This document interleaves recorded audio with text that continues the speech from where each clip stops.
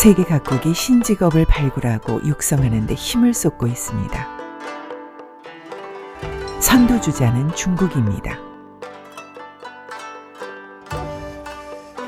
2025년 중국이 직업분류 대전에 등재한 신직업만 91개에 달합니다. 미래 산업을 육성하고 있는 중국 정부의 전략과 신직업 등재 작업이 함께 움직이고 있다는 겁니다. 우리나라는 어떨까요? 한국도 미래 산업에 대응할 수 있는 신직업을 발굴하고 육성하고 있습니다.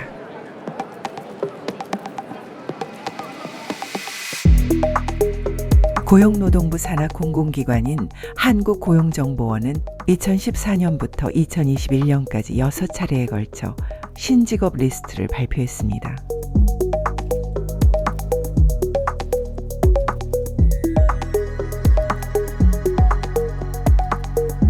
한국의 신직업 개수는 현재 총 121개입니다. 그중엔 미래 시장에 대비한 신직업도 있고 새로운 수요에 충족하기 위한 신직업도 있습니다. 이처럼 신직업은 미래 시장에 걸맞는 인재를 양성하는 역할을 합니다. 사회 변화에 따라 필요한 인재를 발굴하거나 육성하기도 하죠.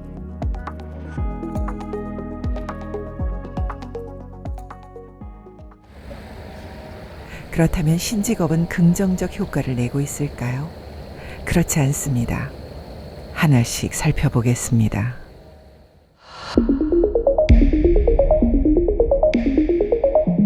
첫 번째 문제는 신직업과 구직업의 충돌이 잦다는 겁니다. 미취업자의 구직 활동을 돕는 전직 지원 전문가는 직업 상담사와 업무가 중복돼 제도화하지 못했습니다. 재판전의 분쟁을 중재하고 조정하는 분쟁 조정사는 변호사와 업무가 충돌한다는 이유로 발목이 잡혀 있죠.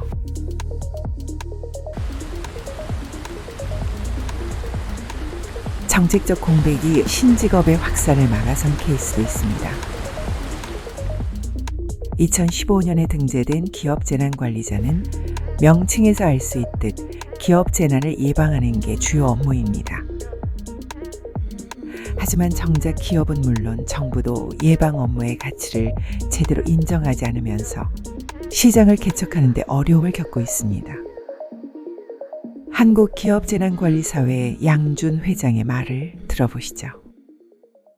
수출기업 혹은 해외 공장을 보유한 대기업이나 외국계 기업 등은 기업재난관리 BCP의 필요성을 적극적으로 인식하고 있습니다. 하지만 대부분 ISO 인증을 받아서 해외 바이어에게 제출하고 있고 행정안전부의 재해경감 우수기업 인증을 받는 기업은 매우 드뭅니다. 그 이외에 기업이나 중소기업은 인식조차도 없는 실정입니다. 홍보 부족이 가장 큰 원인입니다.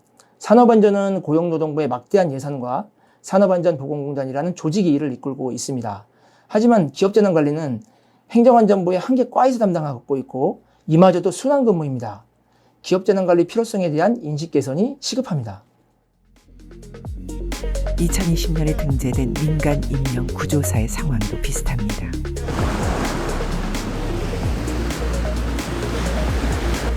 임명구조 비용 부담의 주체를 결정하지 못하면서 시장이 활짝 열리지 않고 있습니다.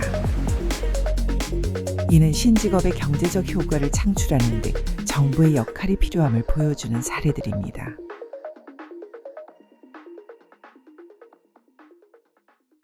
자, 이제 신직업의 근본적인 문제를 이야기해야 할 때입니다. 신직업 발굴 육성 정책의 가장 큰 목적은 미래 산업에 대응하는 겁니다.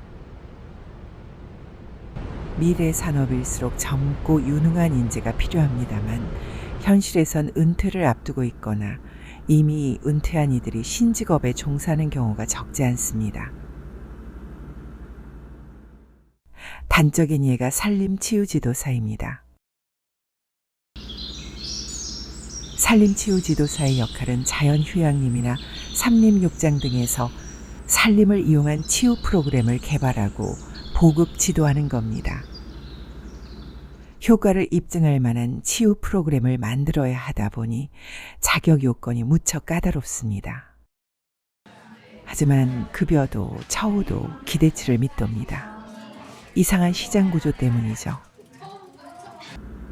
정부나 지자체가 산림치유 프로그램을 운영하기도 하지만 대부분은 입찰을 통해 민간업체에 용역을 주는 방식으로 사업을 진행합니다. 그러다 보니 예산에 맞춰서 인건비를 책정하는 게 일반적이죠. 게다가 겨울엔 사업을 할 수 없으니 연속성도 장담할 수 없습니다. 젊은 층이 산림 지도사를 외면하는 이유입니다. 가장 많이 얘기하는 건 현재 급여가 너무 낮다. 1급 같은 경우는 지금 최저시급 받는 것이 조금 더 상향되는 수준입니다. 네네. 그거를 석박을 요구하는 자격에 그 정도가 예, 마땅하냐. 그쵸. 이제 두 번째, 고용 불안입니다. 사업을 수주하면 10개월입니다. 살림에서 네. 할 수 있는 게 3월에서 10월이면 끝납니다. 그 사업이 종료된과 동시에 계약이 해지되는 겁니다. 새로 사업이 시작될 때까지 어쨌거나 계약 해지에 의해서 강제 퇴직이 되는 상황인 거니까 3월에 새롭게 고용이 되는데 그게 안 될 경우에는 또 더 1년을 쉬어야 되는 그런 상황들입니다.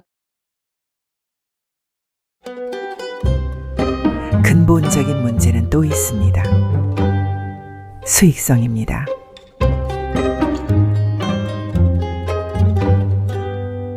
사실 신직업이 제 역할을 하기 위해선 신직업만으로 수익을 창출할 수 있어야 합니다.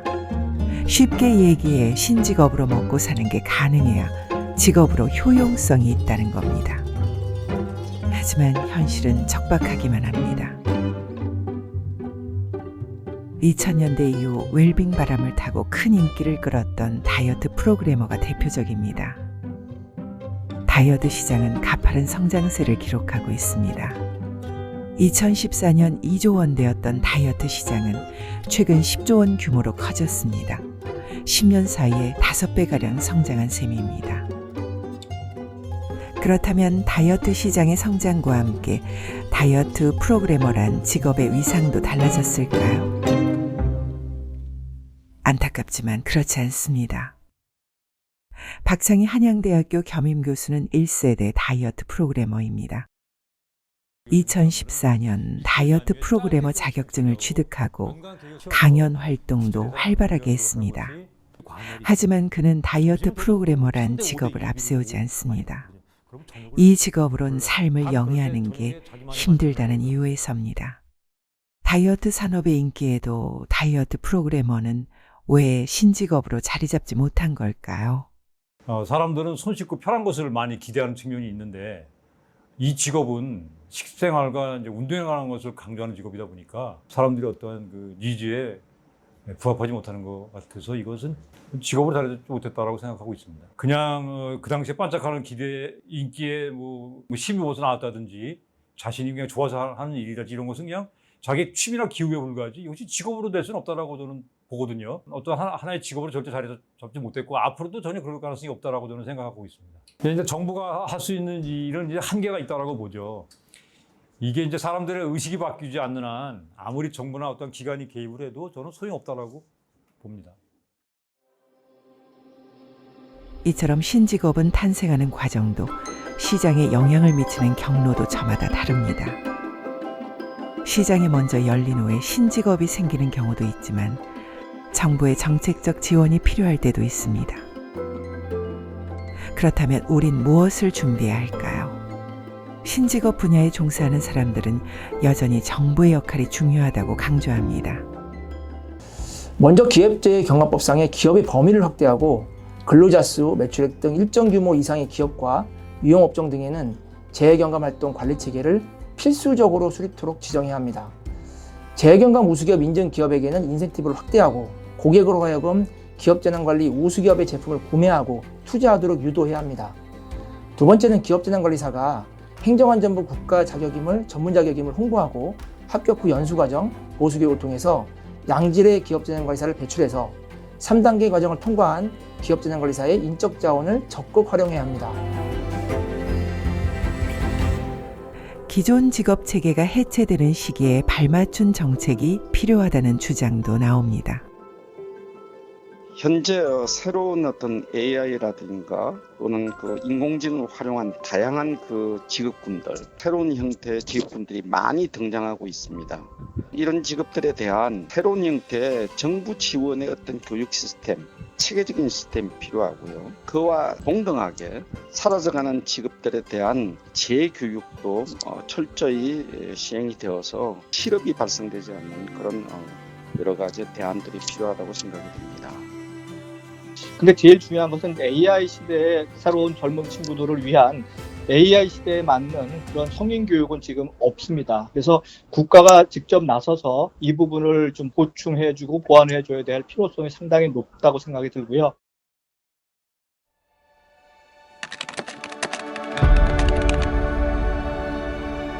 당신의 아이는 지금은 존재하지 않는 일자리에서 일할지 모른다. 우리가 대한민국 신직업 미래보고서의 서론에서 제기한 경고입니다. 이를 전제로 우린 다음과 같은 질문을 던졌습니다. WAF 보고서가 발간된 지 햇수로 10년, 2016년 초등학교에 입학한 아이들은 올해로 18세가 됐고 몇 년 후면 사회로 나간다. 이들 앞엔 과연 어떤 직업이 펼쳐질까? 대한민국은 지금 새로운 일자리 시대를 준비하고 있을까? 글쎄요, 현실은 긍정적이지 않습니다.